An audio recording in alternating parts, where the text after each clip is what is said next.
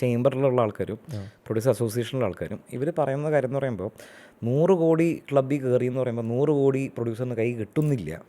അത് വളരെ സ്വാഭാവികമായ കാര്യമാണ്. അത് കേരളം എന്നല്ല.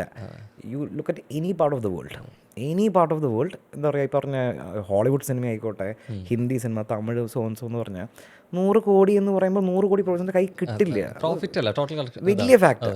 പോട്ടെ, ഞാൻ പറയട്ടെ, ഇപ്പോൾ OTT, ആമസോണിൽ ഇപ്പോൾ ഞാൻ എന്താ പറയുക, പേപ്പർ വ്യൂവിന് ഞാനൊരു പടം കയറ്റി വിടുകയാണെങ്കിൽ, സോ അവർ ഡിസ്ട്രിബ്യൂട്ടറാണ്, അവരുടെ ചാനലിലൂടെ ഡിസ്ട്രിബ്യൂട്ട് ചെയ്യാണ് ഓൾ ഓവർ ദ വേൾഡ്.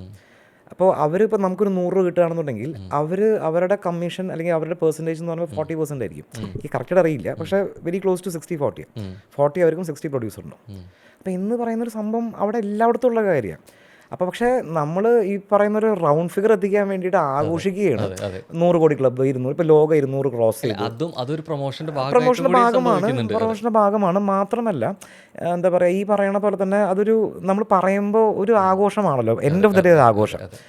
അപ്പോൾ 1000 കോടി, ഇപ്പോൾ ഞാൻ ഷാറുഖ് ഖാൻ്റെ പട്ടാൻ 1000 കോടി ക്ലബ്ബിൽ കയറി, ജവാൻ കയറി, അവർ സെലിബ്രേറ്റ് ചെയ്യണം. ഇത് ടെക്നിക്കലി എന്താ പറയുക, ഷാറുഖ് ഖാൻ്റെ കയ്യിൽ 1000 കോടി വന്നോ എന്ന് ചോദിച്ചു കഴിഞ്ഞാൽ ഐ ഡോണ്ട് തിങ്ക് സോ, അല്ലേ?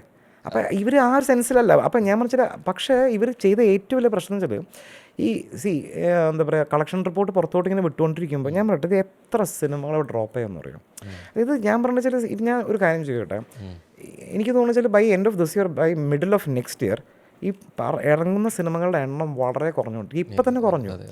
പണ്ട് ഞാൻ പറയട്ടെ, ഞാൻ ഒരു സിനിമ ടൈറ്റിൽ രജിസ്റ്റർ ചെയ്യാൻ വേണ്ടി ഈ ചേംബറിൽ പോണ സമയത്ത് പൂരപ്പറമ്പിൻ്റെ ആൾക്കാരാണ് ടൈറ്റിൽ രജിസ്റ്റർ ചെയ്യാൻ, പുതിയ ബാൻഡ് രജിസ്റ്റർ ചെയ്യാൻ, അത്രയും മാത്രം ഇൻഫ്ലോ ഉണ്ടായിരുന്നു. ഇപ്പോൾ അവിടെ ചെന്ന് നോക്കുക, any even time of the day ചെന്ന് നോക്കുക, ഈച്ചനായിട്ടിരിക്കേണ്ടവരുടെ ഒരു മനുഷ്യന്മാരോട് ഇല്ല. നമ്പർ ഓഫ് മൂവീസ് ഇൻവെസ്റ്റ് ചെയ്യുന്ന പ്രൊഡ്യൂസേഴ്സിൻ്റെ എണ്ണം വളരെ കുറഞ്ഞു.